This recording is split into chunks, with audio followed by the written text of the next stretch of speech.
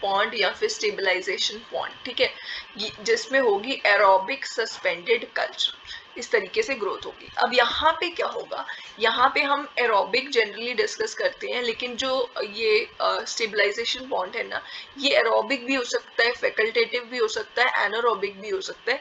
Mechanism जो होगी purification की उसके ऊपर डिपेंड करेगा। एरोबिक भी कर सकते हैं, जैसे एरोबिक अगर होगा ना, एरोबिक पॉन्ड होगा, उसमें स्टेबलाइजेशन ऑफ वेस्ट वाटर जो होगी वो कैसे करी जाएगी।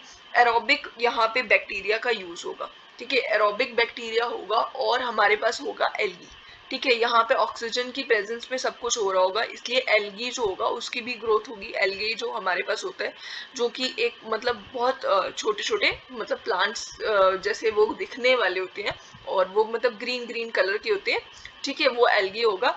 और जो माइक्रो ऑर्गेनिजम्स होंगे जैसे कि बैक्टीरिया या फिर प्रोटोजोआ होगा, ये एक दूसरे की हेल्प करेंगे और उसी की हेल्प से प्यूरिफिकेशन होगी।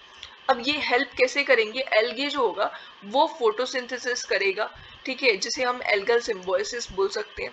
वो फोटोसिंथेसिस करेगा जिसमें क्या होगा, प्रेजेंट सनलाइट की प्रेजेंस में करेगा और ऑक्सीजन जो होगा वो प्रोड्यूस कर देगा, ठीक है।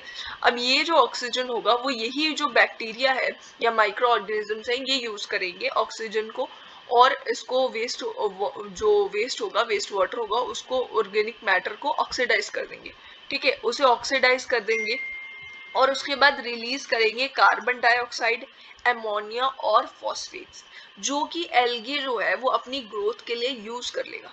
मतलब ये पूरी एक साइकिल की तरह बन के रहेगी और उसकी हेल्प से प्यूरिफिकेशन भी हो जाएगी। एल्गी और माइक्रो ऑर्गेनिजम्स या बैक्टीरिया जो और है, बैक्टीरिया और एल्गी एक दूसरे की हेल्प करेंगे और ये एक दूसरे को फूड एक तरह से प्रोवाइड कर रहे होंगे और साथ साथ में प्यूरिफिकेशन भी होती जाएगी, ठीक है। ये हो जाएगा हमारा ऑक्सीडेशन पॉन्ड का कॉन्सेप्ट अगर एरोबिक पॉन्ड होगा।